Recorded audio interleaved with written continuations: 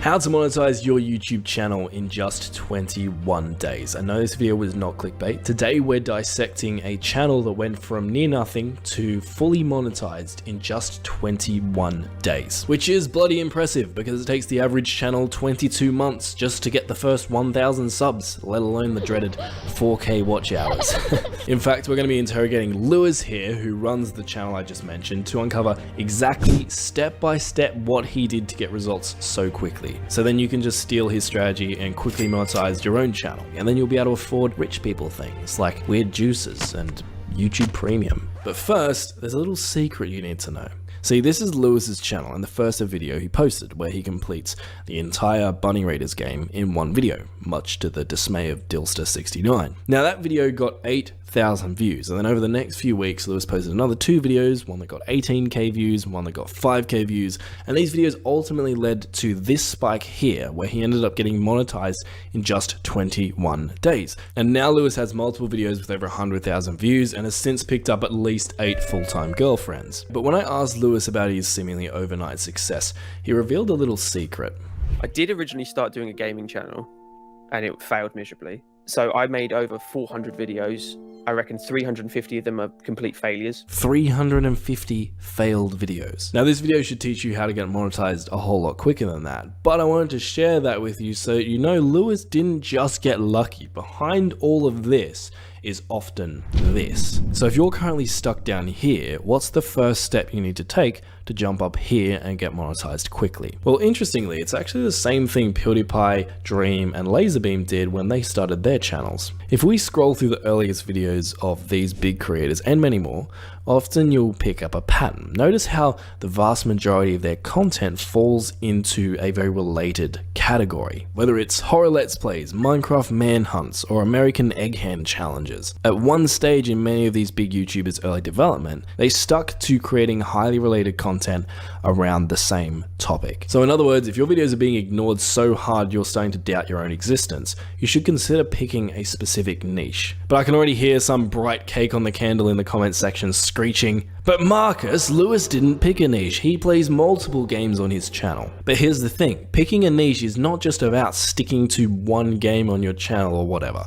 It's about creating content that is related enough that the kind of person who is attracted to one of your videos would also be interested in watching all of the other videos on your channel. So when you take a deeper look into Lewis's channel, you'll see that it isn't just a random Let's Play channel, nor is it a Far Cry specific or Bunny Raiders specific channel. Instead, Lewis's niche is about getting platinum trophies, which is like a thing you earn by completing all the achievements in a PlayStation game. And so the kind of viewer who'd be interested in Lewis's Far Cry 6 platinum journey would actually also be interested in his Modern Warfare platinum journey, and his Terminator platinum journey, and his Adventure Time platinum journey. Even though they're all different games, they're all related. They all have the common through line of a platinum journey. But let's bring this back to you, because you're probably either a variety channel right now, or you have a niche, but it's just not working for you. So how do you find and select a good niche that will help you get monetized as quickly as possible?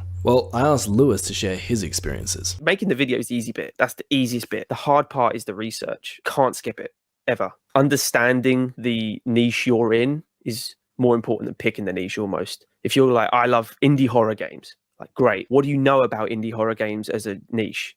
Do you just love the games and you just want to make videos on it? I don't think that's enough. I think you need to understand how to market an indie horror game to someone. If you want to make indie horror games, but you don't like them, but you're doing it because it gets views, it shows on your videos. It shows in how you process everything. I think you need to be a fan of it to understand it, but you're not a fan unless you dive in. You've got to give it a go as well. Join the community almost, see if that's actually what you want to do or whether you just like the idea of it. I think the ideas trick people into doing the things more than actually the practicality of it. Do you really love completing games 100%? I do it for fun. So why not make a video out of it? Do you play horror games in your spare time? Yes, then I would encourage that. But if you don't, if it's not a passion almost, I would probably stay clear of it and find something that you absolutely love doing in your spare time, because then you're not working and it shows in the camera, shows in recording, editing, thumbnails. Now, always take the whole passion advice with a pinch of sliced bread. It's not a silver bullet for everything, but if you don't genuinely enjoy creating and making the videos that you post on your channel, at some point you're going to get bored of it, and viewers have a sixth sense for that kind of thing. They can tell. If you aren't enjoying creating your content, it'll lose some of that charm and you'll lose your viewers' attention. So then once Lewis picked his niche, the next thing he did was pretty damn exciting. Yep, it's more research. But don't leave the video just yet, because while I'm sure you would probably rather do a tequila enema than do more research at this point, just hear us out. I would do so much research into how people promote their videos, take notes of all their tags, how they describe stuff in their thumbnails. I would look at every piece of data that other people are doing that makes their videos succeed on a regular basis, not on a one-off. And these channels I would look at from maybe like around the 10,000 subscriber mark. So they're a successful channel. That's a good channel, as long as they're getting consistent views as well. I think it's a lot harder to get consistent views on a channel than to just make one blow up, which is why when mine did blow up, I was like, let's make sure this isn't a fluke. And I've done it again and again now, so I know it's not.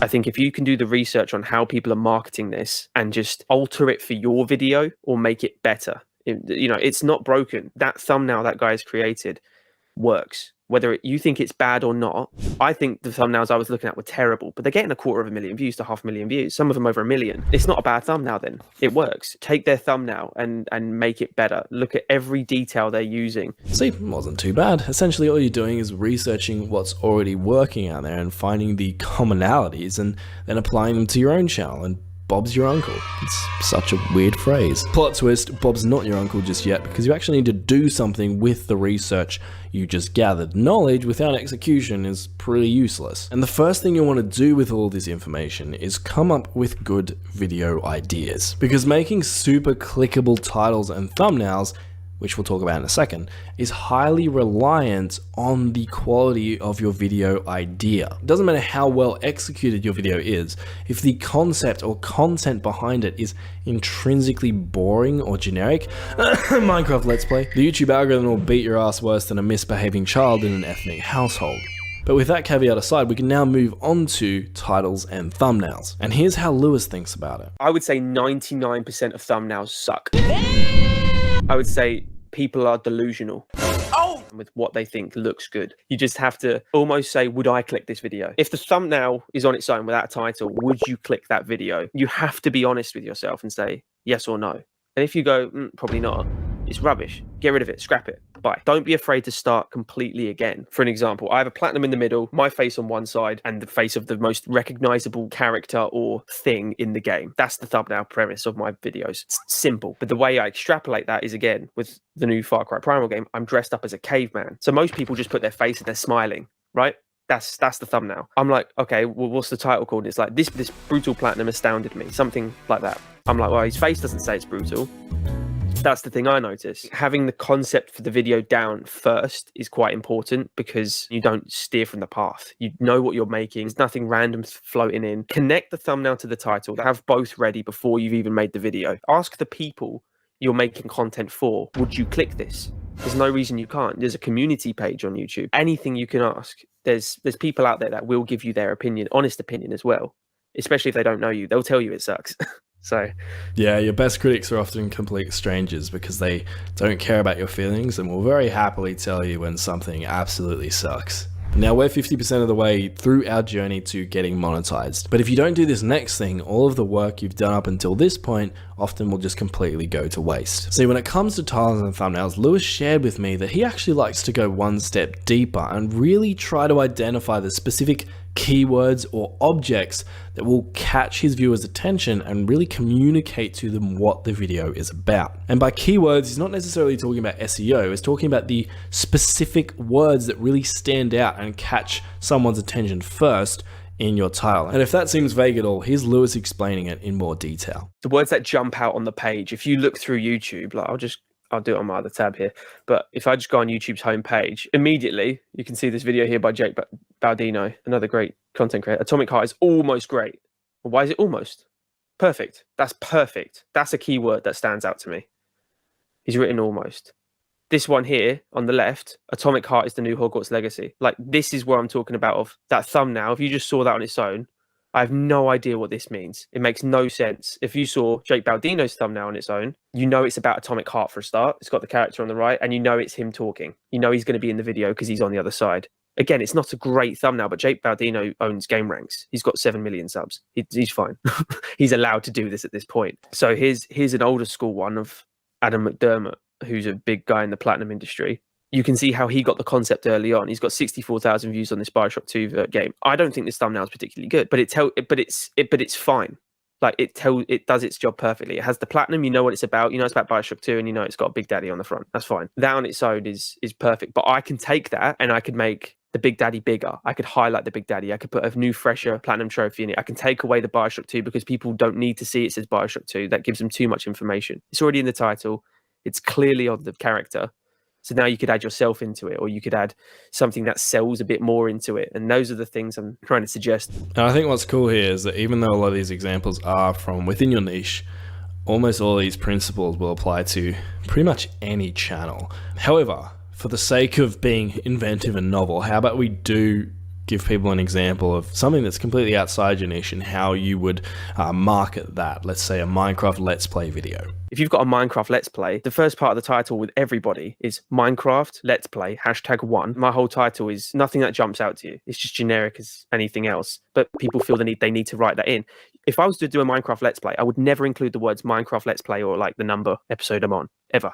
It would be something completely different because you could make that in the thumbnail. You could put a #1 in the thumb, whatever you're doing. You've got two marketing devices right there. As a title is so powerful, and a thumbnail is it's a gift from the gods on YouTube because it gives someone the video. Watch this, and they go, "Oh, what's that?" And I think people skip the thumbnail and they make the video and go, "Right, let's get this out. Let's see how good my video is." But they haven't promoted the video correctly. Ferrari making a new car, they don't just wait by the door for people to walk in and buy it. They market it. It's out there so people know what to buy. And it's the same with content. People aren't throwing it out there for people to see. They're just hoping people walk through the door and see their video. And it doesn't work like that. You have to promote it in their face, especially to start with. When you're a big channel, people will then go, "Oh, has X and X made a video today?" But no one does that to small channels. Something also really important to bear in mind here when it comes to your video marketing, as Lewis would call it, is eye-catching is relative. I often have students come to me and be like, "Hey Marcus, is this title eye-catching? Is this thumbnail eye-catching?" And the answer is always, well, it depends. Anyone can create an eye-catching title or thumbnail when their competition is just a blank background. But the real test is, can your title and thumbnail catch someone's eye when your video is right next to 7 other videos on the YouTube homepage? Notice how that perspective shift changes the whole game. And to make things even more complicated, if the core content in your title or thumbnail doesn't line up with or match what it is that the viewers in your niche are actively searching for or interested in, it doesn't matter how well designed your title or thumbnail are, they're not going to click. And that's why having great video ideas like we talked about earlier is so important. For example, I could create a video about the best way to edit YouTube videos, but if you're more interested in how to monetize your YouTube channel, you're probably not going to click on my how to edit YouTube videos video, even if the title and thumbnail are great. And so the key here is to create your marketing, so your title and thumbnail, so that you have objects and keywords in your title and thumbnail that not only make you stand out from the other videos, the competition in your niche, but that also resonate with what it is the viewers in your niche are actively interested in or searching for. And to add to that point, if people if they're asking the question, is this eye catching? I'd say no. If you have to ask the question, does it catch your eye? That means you're not convinced it does. And if you're doing everything I said the previous, and I think you do as well, which is join the community, understand what people want. You shouldn't even need to ask if it's eye catching, to be honest. You should just go, this is what people want, which is even stronger. So you've decided on your niche, you've done some research, you've fixed your titles and thumbnails, but we're still missing one thing: prostitution. Wait, no, that's my resume. No, the final thing Lewis did was to actually focus on retaining his viewers after they clicked. But you probably know retention is super important. It's just retaining viewers is actually a lot easier said than done. So to help you stop your retention graphs from looking like Niagara Falls, I asked Lewis to share some of the best techniques he's discovered to do things like over 40% retention on an 18-minute video, which is pretty good when you consider it has over 100,000 views. Now, it seems like a cheap trick, and I'm going to say it probably wrong. The first 5 minutes of the video, if your video is 5 minutes, then it's going to be like the first 30 seconds. So it's all relative to how long the video is. But for me, it's the first 5 minutes. I need to keep your attention for 5 minutes strong. And with all videos, as soon as it hits that 30-second mark, I would assume, I think about 30% of the audience is gone. You're at 70%, nearly always with my stuff. So I'm working with 70% for 4.5 minutes. So in that 4.5 minutes, I've got to keep that amount of people, and it normally drops to around 45%. But once it hits the 5-minute mark, that 45 pretty much stays linear all the way to the end. If someone is willing to watch 5 minutes of your video, they must like it. 5 minutes is not a short time just to sit there and watch something that you're not interested in. That would feel like an eternity. The hooks and the in-your-face moments and something that really grabs you needs to be in that first 5 minutes. You need to keep attention throughout, don't get me wrong, but you can really ease off. You can ease off the gas pedal after 5 minutes on my content. So relative, if you're making 5-minute content where you're just talking to the camera, for that first 30 seconds, you need to make sure you're delivering what they want to watch to keep them involved. And it needs to be exactly what the viewer is expecting from the video, from the thumbnail, the title. You need to deliver in that first opening to keep them involved, to keep that retention. If you keep them involved, they'll be curious to the end. They will watch to the end. The one thing that has helped my channel is subtitles. So I'm not talking about like the ones you get automatically. I'm talking I edit subtitles in for the first 30 seconds, like wow, and it's like wow is on the screen as I'm speaking. Anything to be clear, punctual in people's face, but not overwhelming. It's still nice to watch. Those things help a lot. It's hard to have a correct answer almost for what nuggets would work, but it definitely works with shorts, which is where I got it from. I thought shorts are so popular right now. Let's take the 30 seconds of a short and converse the first 30 seconds into my video into essentially a short, and then the rest is a mainstream video, and it keeps people on because some people watch to the end of a short, then they flick, but they always get pretty much to the end of a short. You know, it's not ever, oh, that was too long, that short. If they reach the end of the short, which is my mainstream video, there's more video, so they just keep watching. And that's kind of the way I'm thinking about it. Now, I hope you found that awesome, but there is one last thing I want to share with you. If you don't want to talk about this, I know we can cut out afterwards, but I do know that you signed up for my YouTube course, 4-Digit Challenge, at the beginning of your journey. And I wanted to hear your unbiased, unsponsored opinion on it. Do you think it really helped you on your journey to monetization?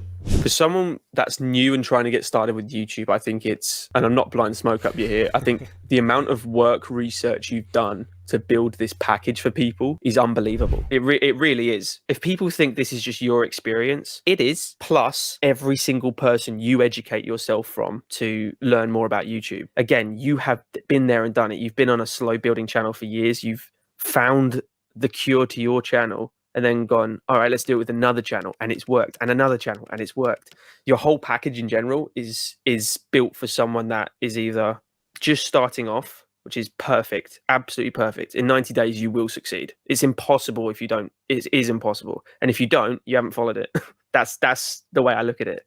Anyone that hasn't followed it correctly, they've missed a step, which is all important. Your course is perfect. Honestly, the word is perfect for someone that is starting off, even intermediate, that just wants to improve, get better. Even if you've already got a base amount of subs, even if you've already monetized, I think it's even beneficial just to improve and tick every box you know you can be ticking, so you know you're not missing anything. I think it's truly valuable. So massive thanks to Lewis for coming on today. I hope you found this video really valuable. And by the way, if you're thinking about signing up for something like my 4-Digit Challenge, you should know that I actually have a money back guarantee right now. So if you go through the challenge and implement what I tell you to implement, but for some reason you don't have at least 1,000 subscribers by the end of it, I'll refund your entire investment. And again, if you want to dive deeper into all of the things we talked about here and monetize your channel as quickly as possible, feel free to sign up for my 4-Digit Challenge down below.